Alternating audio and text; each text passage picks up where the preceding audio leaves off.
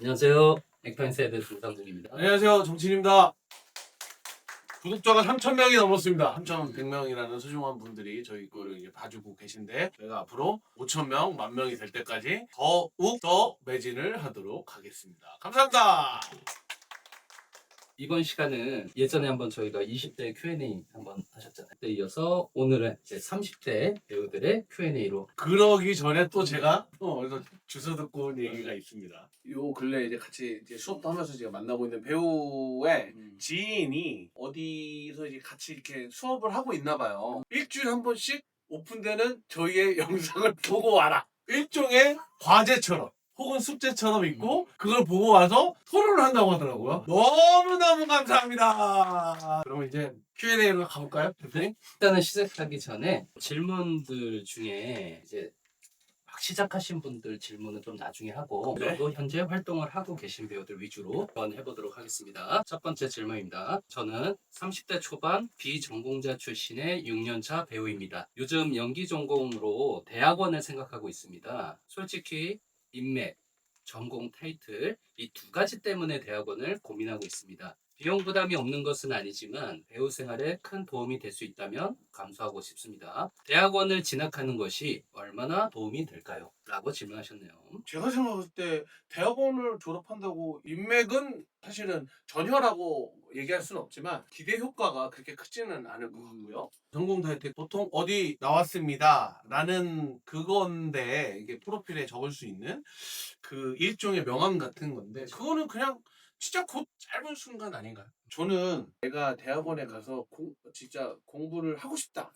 무조건 해야 된다라고 생각을 하고 근데 그게 아니라 그냥 일종의 이런 인맥과 타이틀 때문에 가는 걸 고려한다라고 하면 야, 그 돈 가지고 SK 하이닉스 사요. 보통 대학원이 한 학기에 동안 5, 600 5, 600 하잖아요. 그래, 그 돈 가지고 지금 당장 사도 안 늦어. 도움은 될 수 있지만 이분 같은 경우는 인맥하고 전공 타이틀 명확하게 이제 찝어주셨는데 플러스 알파가 그렇게 크지는 않을 것 같아요. 딱 두 가지 목표로 가는 거는 저는 그거는 도움되지 않을 것 같고 그게 아니라 2년 혹은 3년 동안 이 정도 투자를 해서 내가 그동안 배우지 못했던 연기적인 걸 좀 더 공부를 하고 싶다라고 하면 무조건 도움이 될 겁니다. 다음 질문입니다. 저는 30대 중반의 남자 배우입니다. 연극영화과 졸업 후 매체 쪽으로 5년차 정도 활동을 하고 있는데 주로 단역 위주로 활동을 하고 있습니다. 참고로 드라마 경력은 20편 정도 되는 것 같습니다. 주변에서 단역을 오래 하면 이미지가 굳어져서 단역만 하게 된다고 하는데 현실적인 조언을 듣고 싶습니다. 이거는 제가 일전에 한번 얘기했었던 것 같은데 본인의 현재 실력을 정확하게 알고 있는지가 저는 중요한 것 같습니다. 왜냐면 단역을 20편을 한 거는 제가 솔직히 생각했을 때는 경험치는 많이 쌓일 수 있겠지만 단역의 역할이 20편을 이상을 한다 그래서 그게 연기가 확 그거로 늘었다라고 하는 거는 쉽지는 않을 것 같거든요.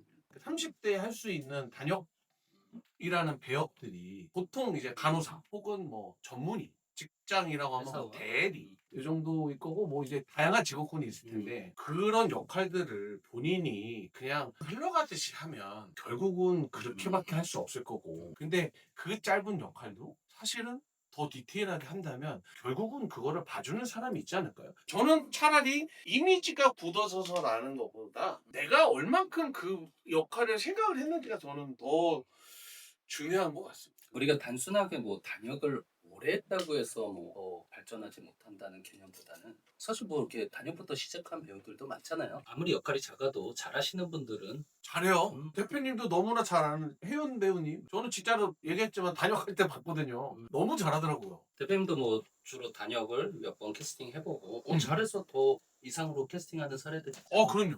다음 질문 드리겠습니다. 저는 30대 초반의 여배우입니다. 드라마 활동을 한 지 8년 정도가 되었고요. 단역에서 조단역 정도의 활동을 하고 있습니다. 간혹 너무 간단한 배역 섭외가 올 때가 있어서 거절을 하고 싶을 때가 있습니다. 거절을 어떤 방식으로 해야 하는지 고민이고요. 그리고 거절을 하면 다음부터 연락이 안 올 것 같아서 불안한 마음도 있습니다. 저는 늘 말씀드리지만 연기는 배우분들이 직접 하시는 거지. 본인이 배역을 보고 선택을 하고 이건 괜찮습니다라고 하고 해야지 후회가 없다고 저는 생각을 하거든요. 저는 요 역할은 좀 힘들 것 같습니다라고 얘기를 한다고 해서 다음에 섭외가 안 올 거를 걱정을 한다면 애초에 그 생각을 하면 안 되는 거 아니에요? 제 말이 너무나 좀 거침없이 나갈 수 있겠지만 옛말에 구더기 무서워서 장을 못 담그나 뭐 이런 얘기도 있듯이 본인이 연기가 자신이 있고 괜찮다면 거절 많이 하세요. 근데 이게 이제 배우 입장에서 좀 어려운 문제인 것 같아요. 사실 근데 이제 거절을 하고 싶어도 어떤 워딩으로 이게 얘기를 해야 되는지 그렇죠.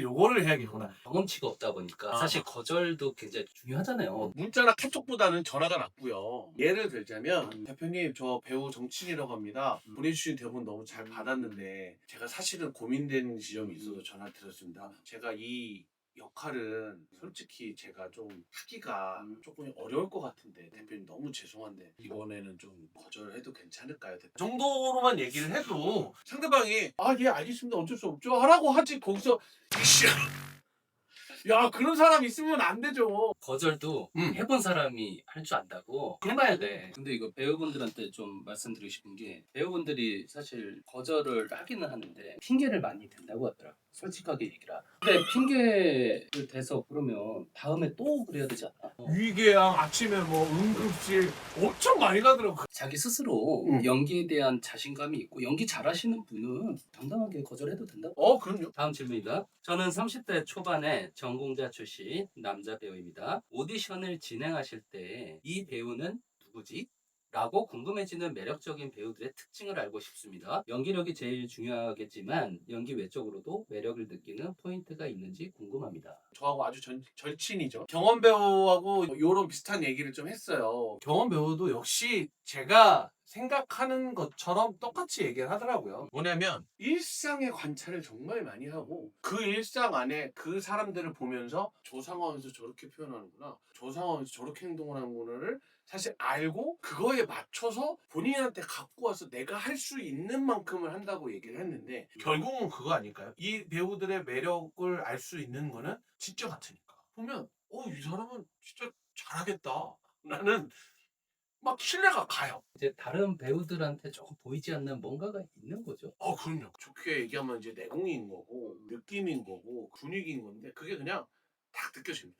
저하고 얘기했을 때도 기싸움을 하진 않지만 밀리지 않아요. 그런 거 있잖아요, 대표님. 만만하지 않는 느낌이 있잖아요. 거만하다 이게 아니라 그냥 딱 벽처럼 느껴지는 이 사람 뭐 있겠는데. 당찬거하고 거만한 거하고 확실히 확실히. 그거를 어떻게 만드는지는 저는 몰라요. 근데 그런 분들을 많이 봤어요. 그리고 우리가 오디션 볼 때 물론 아직 인지도가 있지 않은 배우겠지만 연기를 하기 전에 잠깐 인터뷰를 하잖아요. 그 잠깐의 사이에도 조금 사실 매력이 느껴지는 배우가 있지 않나요? 그렇죠.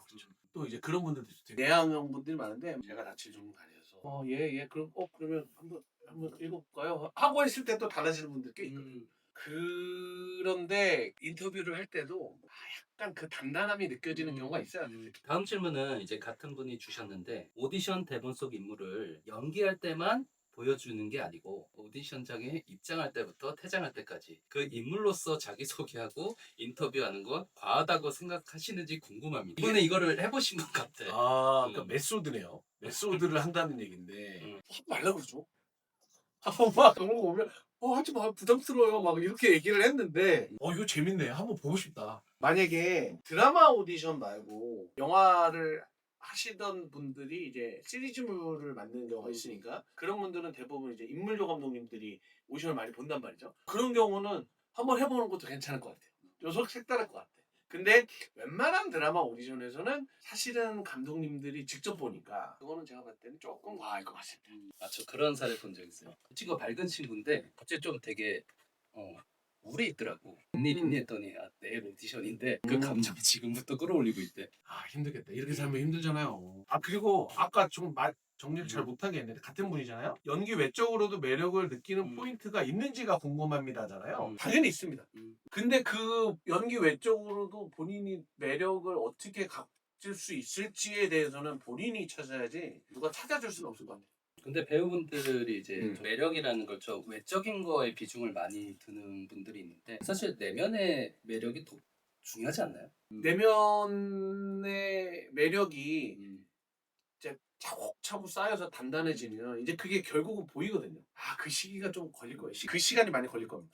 다음 질문입니다. 저는 30대 후반의 남자 배우입니다. 저는 회당 출연료로 보통 100만 원 정도를 받고 활동을 하고 있습니다. 네, 요즘 출연료를 40에서 50 정도의 연락이 오는 경우가 종종 있습니다. 배우로서 최소한의 가치를 인정받지 못하는 것 같아서 망설여집니다. 내고를 한두 번 하다 보니 계속 내고를 해서 진행하는 관계자분들도 있습니다. 참고로 저는 연기를 함에 있어서 돈을 우선시하고 싶지는 않습니다.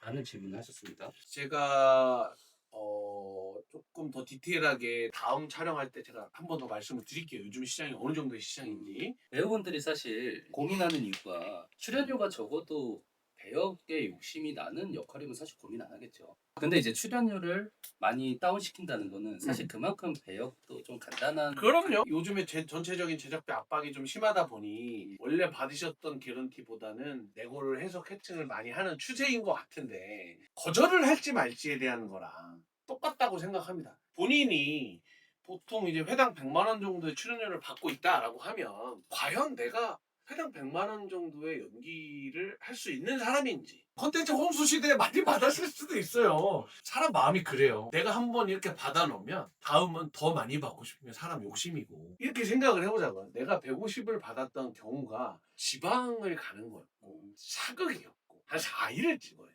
그거는 받을 수 있는 거예요. 근데 잠깐 촬영하는 건데 근데 한 씬인데 연기력이 좀 필요해. 근데 나는 이번에 150을 받았으니까 이번에 150 받고 싶다라고 생각이 들면 그거를 정확하게 얘기를 해야죠. 이거는 뭐 100% 정답이 있다기보다는 개인의 가치관에 따라서 조금 다르죠. 그럼요. 그래도 대표님 같은 경우는 출연료를 많이 낮춰서 실제 캐스팅을 하는 사례가 거의 없잖아요. 어느 정도의 그런 기준점 좀 두고 하시는 그런 부분은 좀 좋은 것 같아요. 전작의 출연료를 어느 정도 가이드라인을 잡지만 이 배역에 얼마 정도의 예산이 맞다라고 생각이 들고 그 배역에 맞는 배우를 캐스팅을 해라라고 이제 직원들이랑 상의를 하는 거고 가급적이면 A라는 배역에 저는 그 이상의 연기력을 갖고 있는 배우를 캐스팅을 하는 게 목표니까 실질적으로 더 연기력을 잘하는 배우를 사실은 캐스팅하려고 노력을 하죠. 제작부에다가도 얘기를 조금 연기를 잘하는 게 필요할 것 같다라고 해서 저는 좀 올려서 하는 경우도 있고 이게 좀 있긴 합니다. 다음 질문입니다. 저는 연극영화과 졸업 후 연극만 10년째 하고 있는 30대 중반의 남자 배우입니다. 연극만 하다 보니 돈벌이가 안 돼서 아르바이트를 병행하면서 살아가고 있습니다. 물론 연극이 좋아서 하고 있는 것도 있지만 연극을 하다 보면 관계자 눈에 띄어서 잘 되는 경우가 많다고 해서 연극을 하고 있는 것도 사실입니다. 실제로 관계자분들도 연극을 보시러 오는 경우가 있는데 실제로 연극을 통해서 섭외하는 경우가 많이 있는지 궁금합니다. 자, 제가 지금부터 읊어보겠습니다. 조금 전에 얘기했던 양경원 배우 그리고 저하고 또 친구인 박훈 배우, 박혜수 배우 다 공연 보고 캐스팅을 한 거고요. 제가 했다가 아니라 다 모든 관계자들이 보고 한 거예요. 그리고 오이식 배우도 있고요. 선생님 중에 남기혜 선배님도 계시고요. 굉장히 많습니다. 남윤호라는 배우도 있어요. 제가 그 미지의 소홀하면서 홍성원이라는 배우를 오디션을 진행을 했었어요. 근데 오디션을 봤는데 그 친구가 연기를 잘하더라고요. 그래서 그 역할에 캐스팅이 된 거야. 나름 되게 중요한 역할이거든요. 나중에 이제 제가 쫑파티 때 얘기를 해줬어요. 맥베스를 봤습니다. 황정민 선배님이 할 때 제가 봤고 홍정원 배우가 드라마에 맞을 것 같더라고요. 나가면서 그 팜플렛이나 뭐 딱 찍고 그리고 머릿속에 기억해 놨다가 연락을 해서 오디션을 본 거예요. 10년째 연극을 하고 있다고 했는데 지금 아주 힘들겠죠. 앞으로 더 힘들 거예요. 제가 얘기하는 건 뭐냐? 연극 쪽에서도 그들 안에서 인정을 받을 수 있을 만큼의 사실은 커리어가 쌓여야 돼요. 훈런 공연을 욕하는 건 아닙니다. 관계자들이 보는 공연이 있고 안 보는 공연이 있어요. 너무 우리들끼리만 하는 공연 말고 관계자들도 많이 볼 수 있는 그런 좋은 공연을 제가 흔히 얘기하는 메이저 공연을 하다 보면 알아봐 주지 않겠습니까? 저는 그렇게 생각합니다. 저는 신인 배우분들이 가끔 이제 연극을 하시는 분들이 있는데 가끔 이제 연기하신 지가 보통 한 4, 5년 정도밖에 안 됐는데 자기가 주인공을 한다는 친구들이 있어요. 제가 주인공을 하는 연극보다는 배역이 작아도 조금 더 배울 수 있는 선배들이 하는 좀 더 큰 무대에 가서 작은 역할을 하는 게 배울 게 더 많을 것이다. 뭐 그렇긴 하죠. 근데 또 이제 그것도 어려워요. 연극 쪽은 제가 전문가가 아니니까 저는 이제 보는 사람 입장으로서 늘 말씀드리지만 여러분들이 제가 지금 얘기하는 뭐 임철수 이런 친구들 안지 얼마나 됐어요? 최대훈 형 안지 얼마나 됐어요? 대훈형 연극 20년 했어요.